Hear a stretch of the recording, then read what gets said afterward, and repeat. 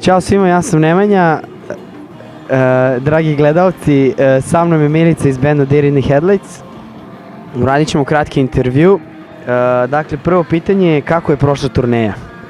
Pa bilo je fino, mada je bilo malih komplikacija vezano za dokumenta, pošto nam je gitarista izgubio pasoš, ali mimo toga i mimo turske granice sve je bilo savršeno. Jedino što je možda otežavalo situaciju su velike razdaljine i dosta vremena u kombiju, ali mimo toga, mislim, to su normalne stvari koje se mogu očekivati, tako da mimo toga sve je bilo okej. Koji grad ti je bio najbolji turistički, a koji što se tiče koncerta? Istanbul i Atina. U stvari nije, Istanbul više turistički, a Atina i turistički i što se tiče koncerta, s tim da mislim, tehnički je koncert bio super, ali energetski smo onako bili svi mlohavi. Što se tiče anegdote sa turneje, dobro, čuli smo za dokumenta, nećemo ići u dalje detalje jer to je stvarno sramotno da ne poverujete, ali je li ima još neka anegdota ili nešto što ti se urezalo u pamćenje što je bilo smešno? Da, kad si ti povraćao. Da, napio se u Atini od neke trabarci ili čega god i povraćao, ali nije, mislim, to je bilo onako više, nije bilo tragično, to je dobro, nije se završilo loše. Da, pa jedino mi to sad pada na pamet, mada ima dosta trenutaka, ali teško ih se sada sjetiti, zato što su nekako kad se stvari dešavaju na turneji sve treba vremena da sve provali šta se uopšte desilo. To će vjerojatno biti kući za 10 dana, ili tako nešto. Javćam se. Uglavnom, evo ja potvrđujem to pijanstvo. Pili smo grčku rakiju, što je nešto na foru naše rakije. I naravno Grci su me uhvatili na prevaru da pijem rakiju i onda pivo. I onda baš je bilo užasno, ali bilo je smešno svima. Ja se ne sjećam ničega, ali mislim da su dobri utisci mog pijanstva sa turneje.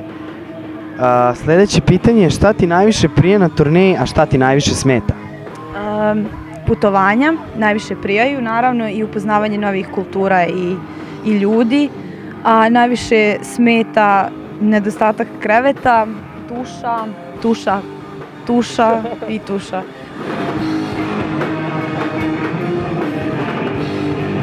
Pošto ste imali nas osmoricu magaraca u kombiju i generalno sviraš muziku koje možda na Balkanu žene nisu toliko aktivne u tom žanru, subkulturi, da li dobijaš negativne komentare od ljudi zbog toga što si žensko i što si u bendu i kako se uopšte nosiš sa tim?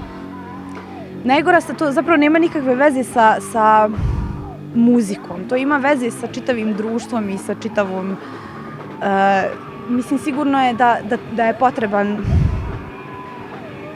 prisustvo jednog i drugog pola u svemu, pa tako i u muzici, u hardkoru i na kraju krajeva na turnejama. Generalno postoji i dalje mnogo seksizma, mnogo homofobije i svega ostalog. Tako da, mislim, to pitanje je pomalo nezahvalno jer možda polazi od pretpostavke da su svi kao, ne znam ni ja, loši. U suštini, mislim da ljudi s kojima sam ja bila na turneji, da niko od njih nije loš, ali da definitivno svako ima mjesta za rast i za učenje stvari i da definitivno turneje pomažu ljudima da spoznaju sebe i da spoznaju jednostavno i jedni druge. Svi smo različite osobe, a naravno da činjenica da smo različitog pola da igra ulogu. Tako da mislim da samo od toga ne treba bježati, da trebaju ljudi biti svjesni da ne samo da su polovi različiti, nego da su generalno ljudi različiti i dovoljno strpljenja i solidarnosti i to je to.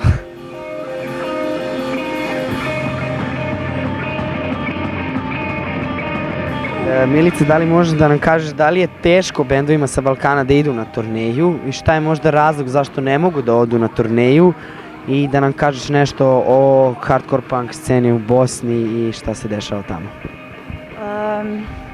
Pa, da li je teško? Mislim, sve je teško ako je čovjek nespreman. Mislim, treba biti psihički, ja mislim, spreman na sve i svašta ako ideš na turneju.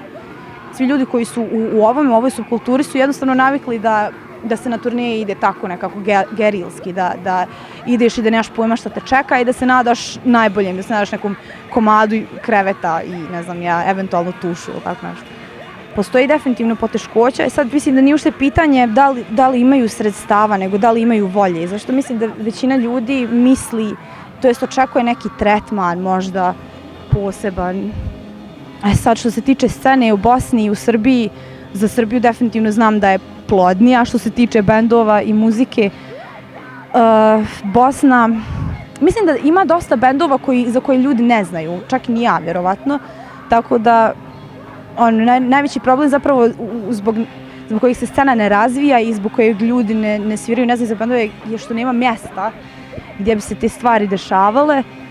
Nema dakle nikakav centar, ni klub, ni neko mjesto gdje bi se razvijela ta kulturna sredina. Tako da svi bendovi su u suštini ostavljeni sami sebi, što je u neku ruku i logično možda, jer kao tako mi funkcionišemo, tako i vi funkcionišete, pretpostavljam. Tako da, ne znam, mislim, sve se na kraju svodi kao i ovo što sam rekla za turneje, na to koliko ti je stalo do nečega.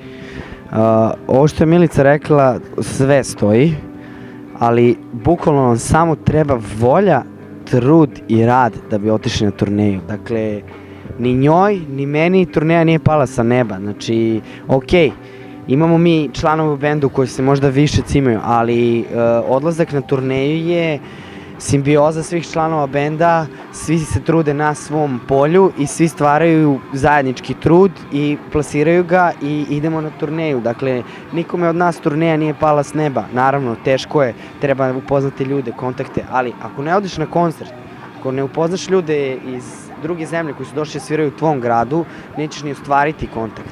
Ako ne pitaš drugare za kontakte, dakle, stvar je da se potrudiš, da ne znam, ostvariš taj tvoj san, nikome ne pada to sa neba, ok, financije jesu problem, ali uvek možete naći bend sa kojim možete da odete na turneju, koji ima možda više opreme od vas ili, znači, postoji 100.000 načina da se ode na turneju, bitna je samo volja, trud i rad i ako stvarno to želiš, ti ćeš to i uraditi.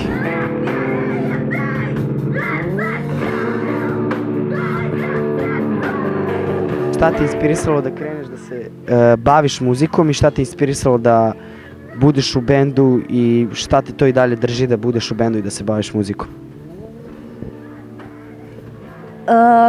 Šta me inspirisalo da se bavim muzikom? Pa ne znam, činjenica da sam slušala poprilično mnogo muzike u svoje doba. I nekako sam osjećala da je kao punk i hardcore i sve to nešto što ide uz taj pravac, da mi odgovara na nekom nivou gdje postoji nešto iza te muzike koju ti ljudi prave. Tačnije da ima jako dobru poruku i da služi kao ventil, jer sam ja, dok sam bila mlađa, bila sam mnogo ljuta u vezi nekih stvari. I mislim to je kao možda čak i prirodno i normalno i onda mi je takva muzika jednostavno pomogla da skontam da jednostavno ima još neko kome je tako, ko ne može da shvati svijet u kojem živimo i tako dalje. I jednostavno u nekom trenutku sam valjda intuitivno počela da imam želju da imam bend. I onda su se pojavili ti neki ljudi, Bojan, Igor, kasnije Aljoša i Maksa. I jednostavno smo nekako počeli da sviramo, jer to je malen grad, Banja Luka je malen grad, tako da smo jednostavno znali svi jedni za druge manje više, zato što smo slušali sličnu muziku, tako da smo nekako smo se prvo povezali na taj način i onda jednostavno kao krenula neka priča, hoćemo prav bend. Ja sam naravno rekla hoćemo, zato što kao ko ne želi prav bend, to je potpuno zanimljivo iskustvo. I nisam zapravo ni znala ni kud će to odvesti, ni šta će se desiti s tim, pošto sam imala tad koliko, ne znam, možda 18-19 godina ili tako nešto, možda sam bila i mlađa, nemam pojma. I šta ja znam, nekako je u početku bilo dosta teško, bar meni. Oni su svi prije bavili već muzikom, imali su bendove, to mi je bio prvi bend. I jednostavno nisam znala ni šta trebam raditi, ni kako trebam pjevati, ni o čemu trebam pjevati. Apsolutno, naravno kao da sam znala kao koji je to žanr, šta trebam otprilike da radim, ali jednostavno potpuno drugačije slušati tu muziku i slušati te bendove, a drugo je stvarati takvu muziku. Tako da bilo je dosta rasta, ja bih rekla, u mom shvatanju benda i ove muzike i svega što ide uz to. Šta je još bilo pitanje? Šta ne tjera da i dalje budem u bendu? Pa iskreno, najbolja stvar u vezi turneja i imanja benda je što možeš otići iz grada u kom živiš i tu muziku svirati drugim ljudima. I nadati se da će uvijek biti bar jedna osoba u publici koja će to shvatiti ne čak ni na onaj način na koji ti želiš da shvati, nego na neki potpuno svojstven i individualan način i koja će, nemam pojma, odnijeti, ne mora čak ni da kupi mrč niti šta, nego jednostavno koja će otići sa tog koncerta kao druga osoba ili sa novim mislima i sa znanjima i tako dalje. Mislim da je to najdragocijenija stvar i da naravno i činjenica da se ja nekako čistim kroz te tekstove koje pišem, s tim da je to isto mač sa dvije oštrice, ja bih rekla, jer većina pjesama koje sam napisala, počela sam da ih mrzim onog momenta kad smo ih snimili, jer nekako čovjek konstantno raste i mijenja se i onda u jednom trenutku kao nešto što sam napisao prije 5 mjeseci uopšte ne mora da važi danas. Tako da je definitivno i borba je i teško je svaki put neke te stvari svirati, pjevati, ali u svakom slučaju svaki koncert nosi nešto novo i mislim da jednostavno je dobro znati gdje si bio u tim nekim momentima u svom životu kad si napisao te pjesme. Mislim, sad naravno govorim sa kao te neke strane pisanja tekstova, o muzici ne mogu da govorim jer ne sviram ništa. Ono što hoću da kažem je da kao ne treba puno preispitivati sebe kad je u pitanju dilema da li da radiš nešto ili ne. Ako je u pitanju nešto kreativno, ako je u pitanju neki band, neki film, neka priča, nešto bla bla, kao bitno je samo da se radi, a onda valjda će iz toga izaći nešto, valjda će svako pronaći neki svoj moment u kojem mu je fino i nemam pojma. Sljedeće pitanje je da li nešto možeš da kažeš o odnosima između Deer in the Headlightsa i Eagle Has Landeda, nešto o konekciji ta dva benda, da li postoji i šta misliš o Eagle Has Landedu kao bendu i o ljudima koji sviraju u tom bendu? Mislim da definitivno postoji jer kao prvo dijelimo nešto što je potpuno svojstveno ovom prostoru, a to je taj neki balkanski mentalitet, tako da mislim da Rusi. Definitivno mi se najviše sviđa kod benda što su tekstovi na 3 jezika, dakle engleski, srpski i ruski, i najviše mi se sviđaju ti neki haotični matematički dijelovi i mislim da je Maći dobar bubnjar. Mislim svašta, baš svašta, i te misli su naravno pod uticajem vanredne situacije koja se zove turneja i to ne mora da znači da je nešto loše u pitanju, nego samo da je jednostavno u pitanju puno utisaka kojima treba vremena da se slegnu i da nemam pojma izađu na površinu prave stvari, ja mislim. S druge strane, nisu normalni, definitivno, pogotovo braća. Gigi je najnormalniji od njih, majke. Ali ono sa kao, da su loš ljudi nisu.